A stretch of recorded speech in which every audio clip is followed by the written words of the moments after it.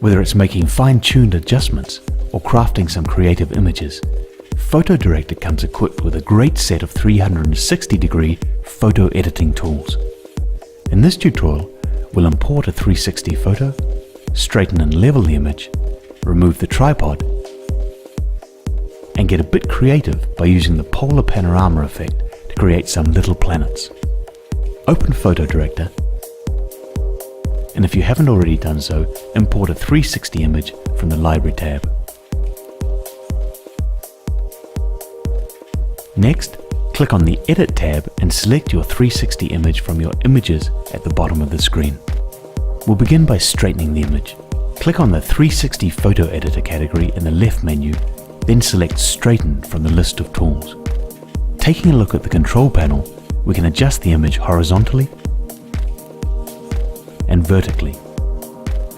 We can also level out the picture as well. Hover over the image and you can see the same controls are transposed as well.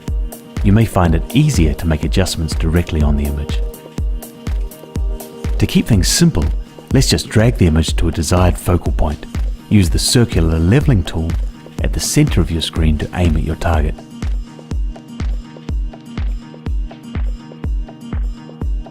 Once you've sighted in your image, straighten out the image with the leveling tool and make adjustments horizontally and vertically as needed. When finished, click Done. Next, let's remove the tripod from your image. Select Tripod Removal, and from the following display, click Enable Tripod Removal. From here, you can remove the tripod at the bottom of an image by selecting South Pole, or at the top of an image by selecting North Pole. There are two options to select between to disguise your camera tripod. First, we can use a reflective bubble. As you may have noticed, this bubble is simply a reflection of your 360-degree image. The size of the bubble can be adjusted using the slider below. You can also select Blur. As the name suggests, Blur unfocuses the area around the tripod, effectively covering it and blending with surrounding objects and colors. An additional setting with the blur cover lets you adjust the strength of the blur. Increasing the strength will blend the colors together, whereas decreasing the strength will retain more of the original pattern. When finished, click Done. If at any time you want to go back to viewing your photo in 360 mode, which allows you to pan around in 360 degrees, right-click on your image and select Edit 360 Photo. Next, let's create a little planet. Select Little Planet and adjust the aspect ratio according to your preference. There are two viewing modes. We can create a little planet by clicking Ground Side as Planet, which uses all objects situated on the ground for the spherical planet, or we can create an abstract planet with the sky as the focal point by clicking Sky Side as Planet. Below are controls to adjust your little planet. First, we can rotate the image with a slider or by simply dragging the image. Secondly, we can zoom in and out of the focal point or adjust the focal point itself with a pair of sliders. You might need to play around with these sliders a little in order to get the look you're after. Finally, we can zoom in or out of the image by adjusting the Field of View slider.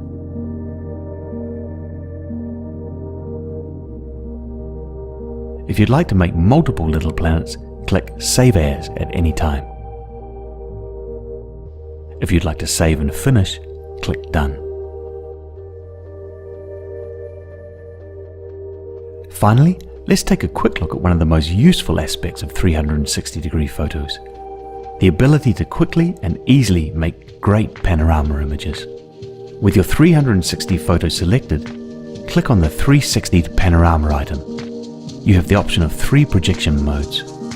Firstly, cylindrical, which is essentially projecting the 360-degree sphere onto a surface of a cylinder, providing a full 360-degree field of view in the horizontal, but only about 120 degrees or so in the vertical. Pixels located close to the poles will be stretched. Secondly, equirectangular, which is a latitude-longitude projection of the 360 sphere. And lastly, Mercator, which is a variation of the cylindrical projection, but with less stretching at the top and bottom. The projection that works best will depend on the specific image you're dealing with. You can crop the panorama by clicking and dragging any of the 8 anchor points around the image. This is a good way to get rid of stretching and distortion near the extremities. A slider enables you to customize a field of view. When you're happy, click Done, and you'll be prompted to save the new panorama image. Your new image will also automatically be added to your library.